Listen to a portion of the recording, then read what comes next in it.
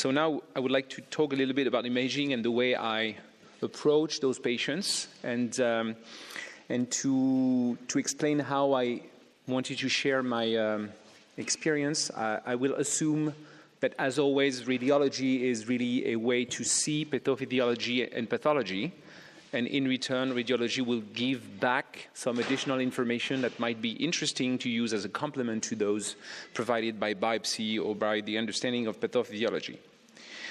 So I would like to start by basically this concept that everybody knows very well, the fact that when there is a drop in the portal venous perfusion flow of the liver, there is up to a certain point, a compensatory increase of the arterial inflow, and this very well translates in radiology by the fact that the abnormal areas of the liver are subject to the drop of portal flow, are subject to an arterial phase hyperenhancement or AFI, and the best model to show that is the very rapid drop in PV flow. So portal venous thrombosis is the best scenario. Here on the left, for instance, you see a patient with the right portal vein thrombosis, and the right liver show this famous AFI.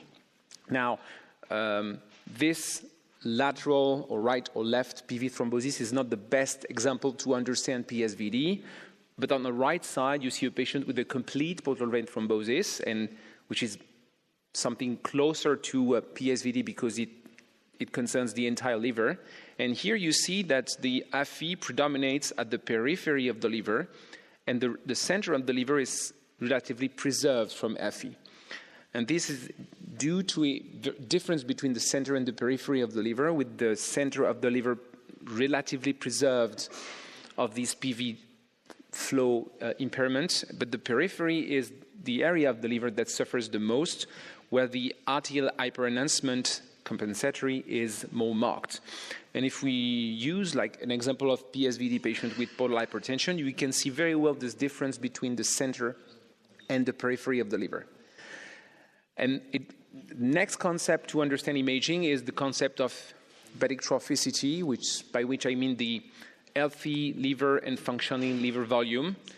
That relies on three things, as you know: a good inflow, we talked about that, a good outflow through the hepatic veins, and a good biliary drainage. And every time one of these, at least, is not normal, it leads to a local ischemia, local suffering, and progressive loss of hepatocyte and parenchyma, and eventually fibrosis. So if the periphery of the liver is chronically injured by this lack of portal vein flow and this compensatory arterial inflow, eventually, progressively, lots of morphological changes will occur. Some atrophy will occur, fibrosis may be, and here you see this peripheral AFI that is still present on more delayed phase acquisition, and this is something that we see in area undergoing atrophy and progressive fibrosis deposition.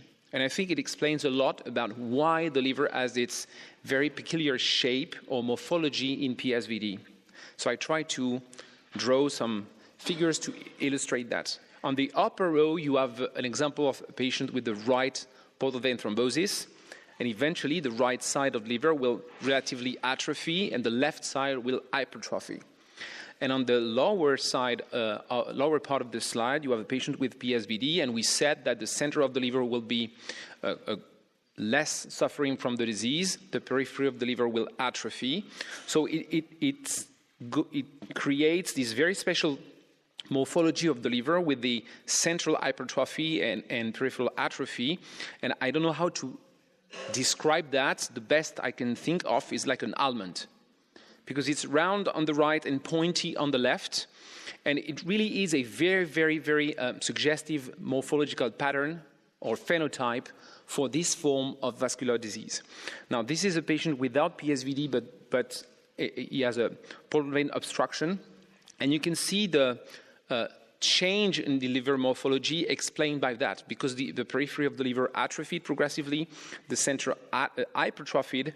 You have this very strange and very specific, what I call pre-sinusoidal dysmorphy, with the smooth capsule, segment 4 hypertrophy, and the pointy left liver, and a relatively right atrophy.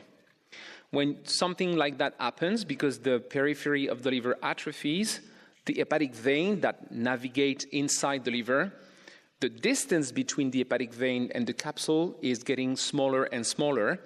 And at some point, they might even touch the liver capsule, and they might, it seems that they are abnormal collateral, but it's just that the thickness of liver parenchyma that was located between the hepatic vein and the capsule has disappeared.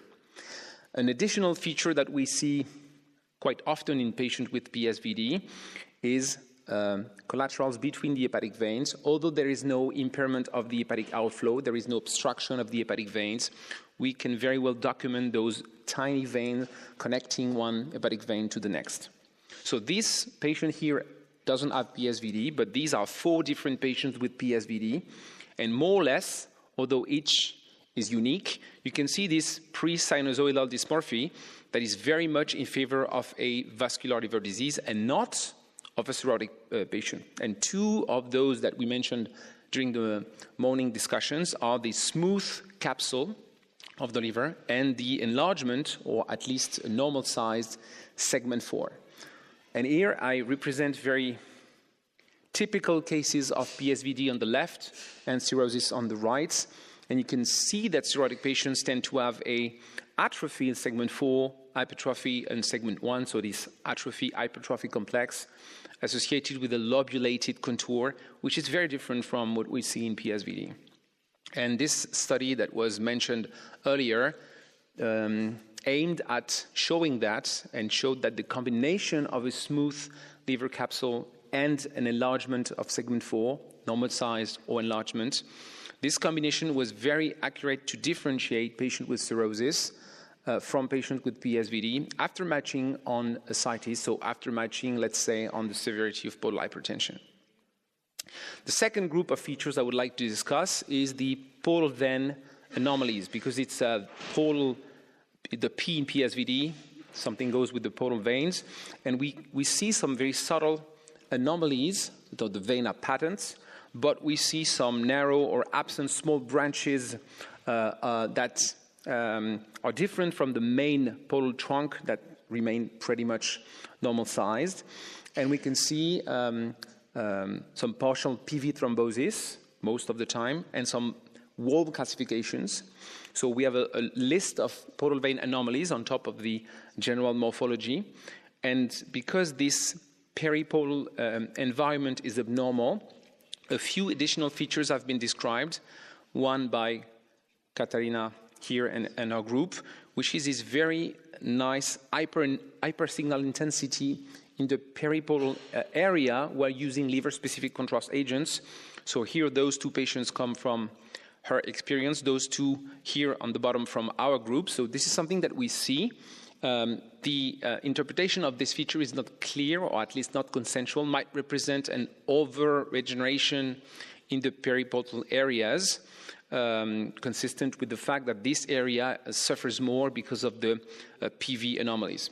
But it's not always an hyper-signal intensity, and on the right side, I show a different patient with a very different presentation. Here you see the patient had a progressive enhancement around all the portal veins, something that we see in fibrosis or inflammation and fibrosis. And on the opposite, it translated into hypo areas around the portal vein. So the concept is that the veins and their immediate environment is abnormal. Most of the time you will see this hyperintensity, but not always. And this heterogeneity in morphology and signal should not be confused with something that we see in other forms of vascular liver disease, which is, for instance, the sinusoidal obstruction syndrome, where the liver-specific contrast agents are associated with a very different presentation, this hypointensities that create like a network of slight tiny lines. This is a very different context, and this is a very different presentation. Final point in this description is everything that is connected to portal hypertension, namely the portal systemic shunts on the one end and the splenomegaly on the other end. And if you deal with patients with PSVD and PHT, maybe you've noticed that those shunts and the spleen tend to be really large. And impressively large, considering the relatively preserved liver function compared to patients with cirrhosis. We rarely see such huge spleens in patients with cirrhosis. And I'm happy to share a piece of research that has been submitted for publication coming from South Korea with the validation cohort in France. The idea behind this study was to use that, to leverage on this spleen size plus relative preservation of liver function to propose a new PSVD-VL score combining the spleen volume, the AST, PT, and INR to differentiate patients with PSVD from patients with cirrhosis.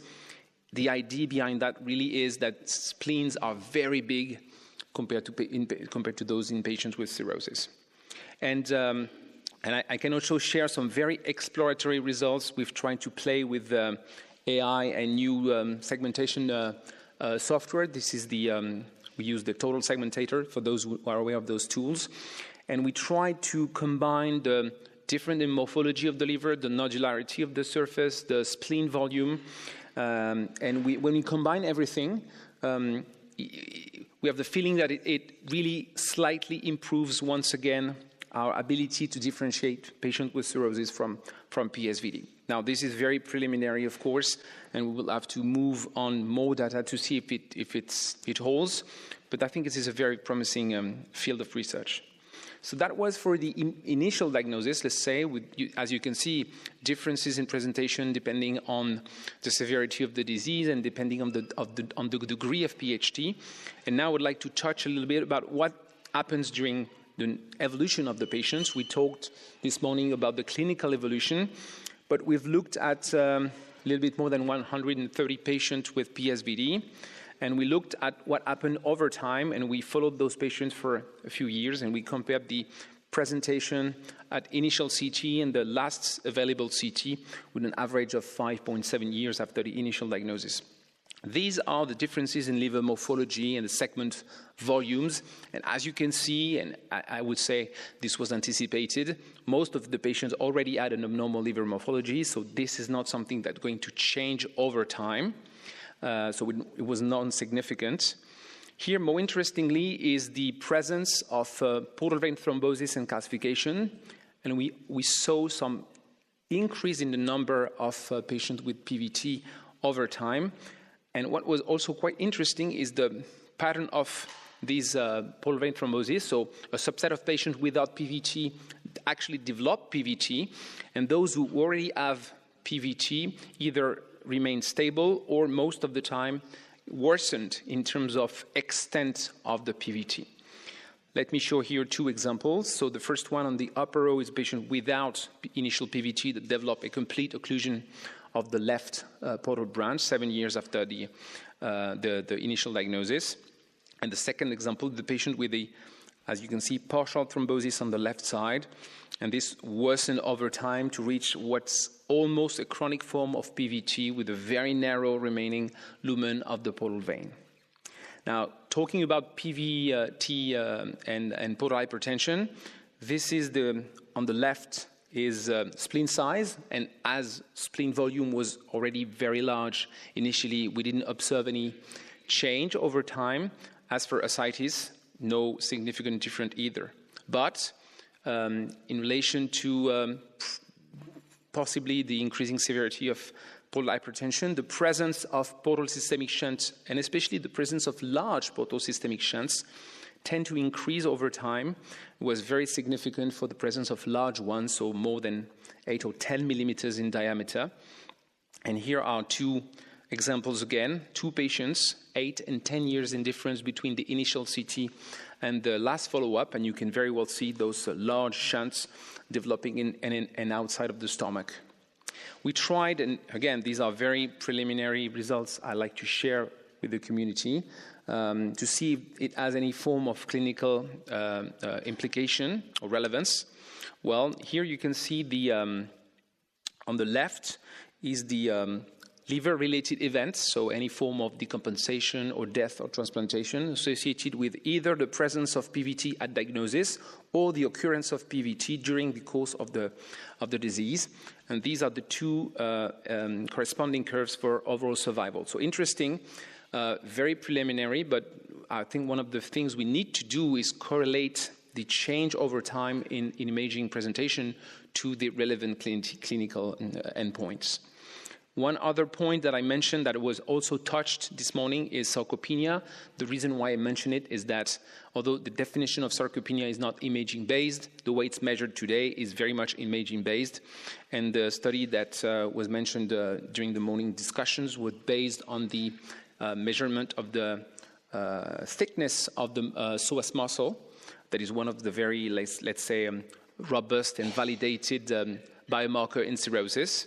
And this study, sorry for the repetition, but it's always interesting to push a little bit more, showed that the prevalence of sarcopenia was similar between PSVD and cirrhosis after matching for severity, but patients with PSVD and sarcopenia tend to be older patients, male patients, with more severe disease. And in this study, that again has been submitted and not yet published, presence of sarcopenia defined by imaging was very much associated with the composite primary outcome that was a combination of first or further decompensation, death, or transplantation.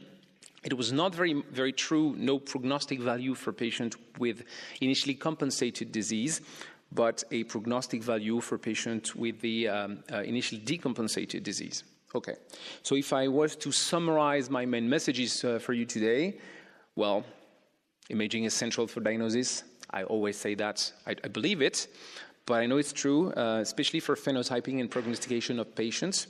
So we saw that the morphology really differentiate PSVD from cirrhosis with this smooth capsule, this enlarged segment 4 and pre-sinusoidal dysmorphia.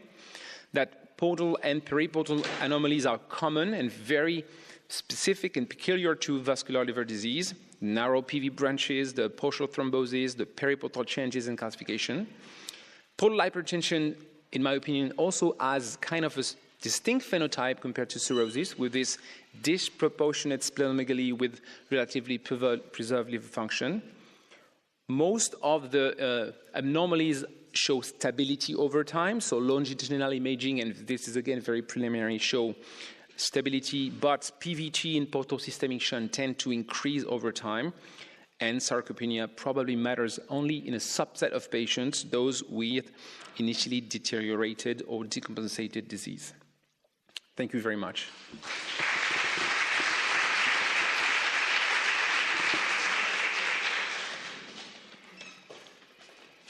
So you're still the best. Any question? Yeah, Andrea. I have two questions. The first one is, frequently we see veno-venous communication inside the liver. Where do you place the presence of these shunts, intrahepatic shunts, in the scenarios that you have illustrated? And the second question is, very nicely presented that there is an inhomogeneity of perfusion in the liver. So where should we biopsy to have the most representative biopsy to diagnose PSVD?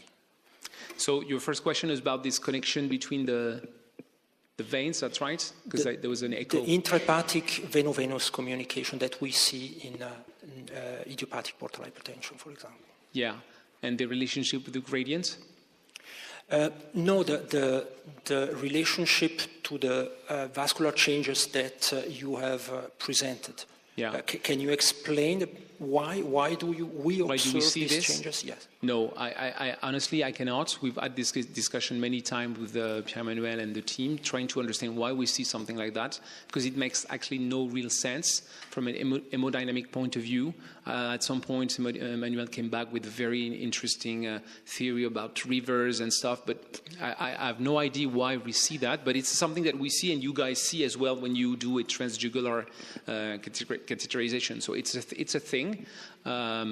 But I actually have no valid explanation. As for the where should we biopsy, well, if I turn to Valérie, I'm sure she will say both. She will say biopsy the center and the periphery. It's true that for now, it's not really something we take into consideration. We tend to biopsy, I would say, mostly the central area, but and we don't angulate the needle to biopsy the periphery, but maybe we should, and maybe there is some information in the contrast between the center and the periphery. Thank you very much for the very amazing talk again. My question would be, do you also have data on the correlation between the radiologic patterns and the etiologies of the disease? And or does the clearance of the etiological disease, if it is possible, influence the changes in morphology over time? Thank you. So I don't have this data. I mean, it makes very much sense to think that the initial etiology might have an interaction and change something. And I don't know if specific etiology will have more rapid or more marked changes over time. Not really much. In this, the preliminary work that I showed, the fact that it was drug-related PSVD was more associated with the risk of liver-related event and change, but it was very few patients, so I don't know if it's very valid, but that's the only signal I can share. I've got questions from the chat, if you may. One question is very interesting. If we combine the imaging feature you show with low liver stiffness measurement value, is it enough to replace biopsy? Are you able to replace Valérie? So I guess that, especially after yesterday, I know the answer is no. But I know that, well, I say no replacement of biopsy. But as always, I think that I don't know if replacing biopsy in such a rare and complex field is necessary. But I think is that we should use those extra information, the imaging features I showed, LSM and so on, to combine this information with biopsy, because as for now, the definition is based on biopsy, but then the rest, patient stratification and prognostication, not really. So we can combine those. So I would say no for replacements, but very much for combination. So I would combine this, LSM and biopsy. So in that sense, while the microphone is coming in the upper part, there is tomorrow morning, there are breakout sessions tomorrow morning, which you are very much invited to join. So 3 breakout sessions on 3 topics dedicated to clinical trials in PSVD. One is inclusion, the second is surrogate, and the third is endpoints.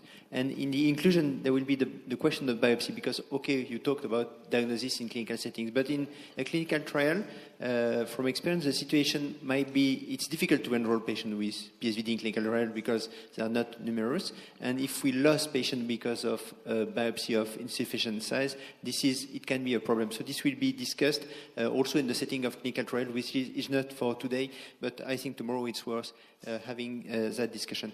I have a personal question. Alban first, okay. Sorry. You nicely presented the radiological science, but in order for them to enter the clinical practice, we should see also if it's something that is valid in a real-life setting with radiologists which are now coming from tertiary or super tertiary centers. Did you look at the inter-observer variability looking at the science? And honestly, it's probably the same for pathology. Huh? Mm-hmm. It's not easy to diagnose, not easy to recognize. Those signs are quite subtle. And some cirrhosis cases, they really look like exactly the same than PSVD. Correct. So I don't have the real-life inter-reader agreements. I can share some data about those expert inter-reader agreements, which is okay. It was substantial to good, but biased in a way that the readers knew they were reading some vascular liver disease case most of the time. So prospectively speaking, no. And it's true that it's rare, and every time something is rare, relatively to what the general radiologist will see, it very likely will miss it.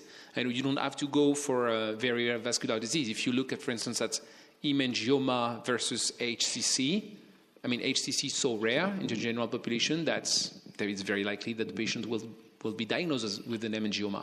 So it's our job as well probably to teach minimal sets of imaging features that should trigger something and say, well, this is a little bit atypical, maybe I should ask for a second opinion. And within the same, I would say, problems, you showed patients with PSVD plus portal hypertension mainly, because this is the main body of your cohort in Beaujon. Yes. Do you know any studies looking at imaging features in PSVD without portal hypertension? Specifically, no. I agree. Every time we have a severity bias, and we know very well about the patient with PVT or PHT, but not patient without. And this subgroup that we talked about this morning, it's not very well characterized from a clinical point of view, and not at all from an imaging point of view. I've got a question from the chat. First, I didn't say that there were many uploads in the chat for your presentation, Maxime. The question is, what is the best imaging modality in case of suspicion of PSVD? Is it MRI with hepatobiliary contrast agent? Is that CT? What is your view? So I cannot answer from a very strong evidence-based point of view. Because of everything I showed, some features are very well depicted on CT, for instance, calcifications and tiny veins. Others, like signal anomaly and the use of liver-specific contrast agents, are MRI. So within an expert center, we will do both. Probably MRI might be slightly more informative than CT, but it's also easier to do a very bad MRI. And it's very difficult to to have a very bad CT. So the advantage of MRI in real life is often compensated by the fact that patient with PHT or patient cannot go to MRI. So in an intention to diagnose perspective, I think both are pretty much even.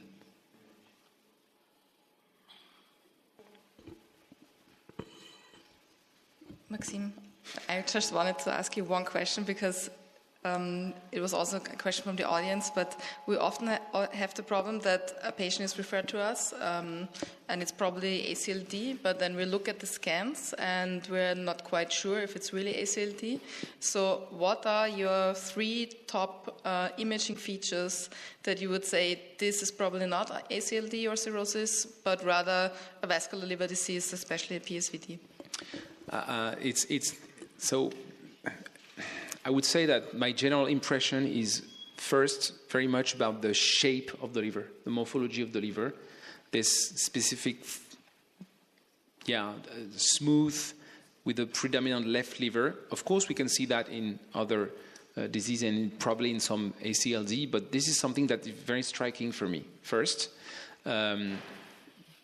I would say that. And second, but it's also only for patients with PHT, very large spleen. That is something that is, strange for a patient with common cirrhosis. And the calcifications although they're rare, are something that I really do not see a lot in patients with cirrhosis. So, but I would say the general morphology of the liver is very different.